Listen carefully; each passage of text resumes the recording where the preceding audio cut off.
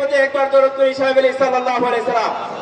মাগফিরাত কামনা করছি ওই সকল পবিত্র আত্মার ভাই এবং বোনদের জন্য যারা যুগে যুগে আল্লাহর এই জমিনে ইসলামকে প্রতিষ্ঠিত করার জন্য, আল্লাহর জমিনকে জালিমের হাত থেকে মুক্ত করার জন্য যারা হাসতে হাসতে শহীদ হয়ে গেছেন, আল্লাহ যেন তাদেরকে জান্নাতে সর্বোচ্চ মাকাম দান করুন। সবাই বলে আমিন। উপস্থিত আজকে সাভার আশুলিয়া কর্তৃক আয়োজিত ঢাকা 19 আসনের নির্বাচনী জনসভার সংগ্রামী প্রধান অতিথি বাংলাদেশ জামাত ইসলামের সংগ্রামী ঢাকা জেলার আমির, কেন্দ্রীয় মন্ত্রী শিশুর অন্যতম সদস্য মাওলানা দেলোয়ার হোসেন উপস্থিত আছেন। আজকের এই অনুষ্ঠানের সংগ্রামী প্রধান বক্তা ঢাকা 19 আসনে বাংলাদেশ জামাত ইসলামী কর্তৃক মনোনীত সংসদ সদস্য প্রার্থী জনাব মাওলানা আফজাল হোসেন উপস্থিত আছেন। বাংলাদেশ জামাত ইসলামী ঢাকা জেলার সংগ্রামী রাজনৈতিক সেক্রেটারি, সাভার পৌরসভার জামাত মনোনীত মেয়র প্রার্থী জনাব হাসান মাহবুব মাস্টার উপস্থিত আছেন। জেলা নেতৃবৃন্দ উপস্থিত আছেন, বিভিন্ন থানার আমির এবং নেতৃবৃন্দ, এবং সামনে উপস্থিত সংগ্রামী সাভার আশুলিয়ার জনগণ, আসসালামু আলাইকুম ওয়া রাহমাতুল্লাহ।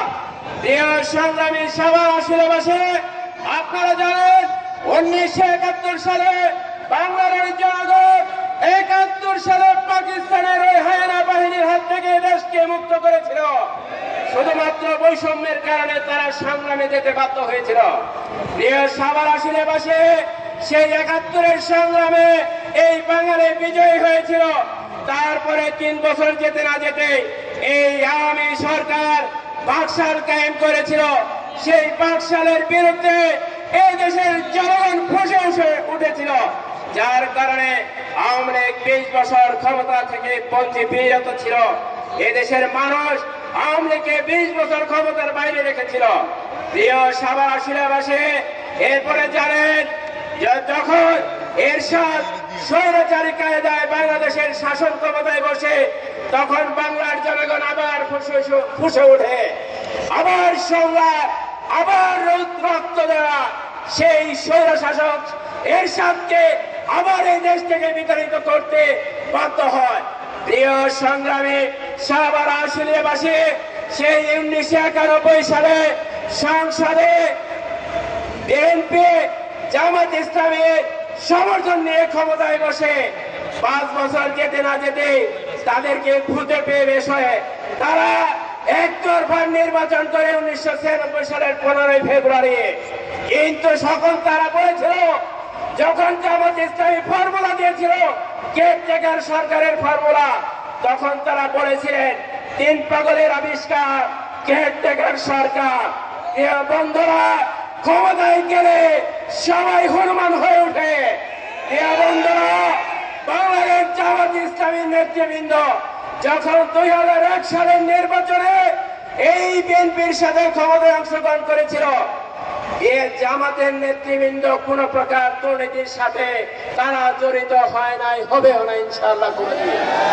প্রিয় বন্ধুগণ, আপনারা জানেন মঈনুল ফখরুদ্দিনের সরকার 2 বছরে দেশের শাসন ক্ষমতায় ছিল, কিন্তু অলিবিক্ষণ যন্ত্র দিয়ে আমাদের 2 জন মন্ত্রী 17 জন এমপির বিরুদ্ধে 2 টাকার দুর্নীতি খুঁজে পায় নাই। প্রিয় বন্ধুগণ, এর মূল কারণ একটাই, জামাতের নেতৃবৃন্দ কোরআনের চর্চা করে, হাদিসের চর্চা করে, কোরআন এবং হাদিসের এলেম দ্বারা নিজেকে পরিশুদ্ধ করে তারা। প্রিয় বন্ধুগণ, আগামী নির্বাচনে আমাদের প্রিয় সহযোদ্ধা বন্ধুরা বলেন, আমাদেরকে যারা দেখছেন 1971-এর, তাদেরকে জানিয়ে রাখতে চাই, যতই গোলাপানিতে মাছ শিকার করার চেষ্টা করেন, এদেশের মানুষ আর বিভ্রান্ত হবে না ইনশাআল্লাহ। প্রিয় বন্ধুগণ, আগামী 26-এর নির্বাচন হবে ইসলামের পক্ষে, আগামী 26-এর নির্বাচন হবে কালিমাল্লাহ বিজয়ের পক্ষে। আসুন, আগামী নির্বাচনে ইসলামকে বিজয়ী করার পক্ষে জামাত ইসলামের কর্মী হিসেবে ঘরে ঘরে দুর্গ গড়ে তুলব ইনশাআল্লাহ।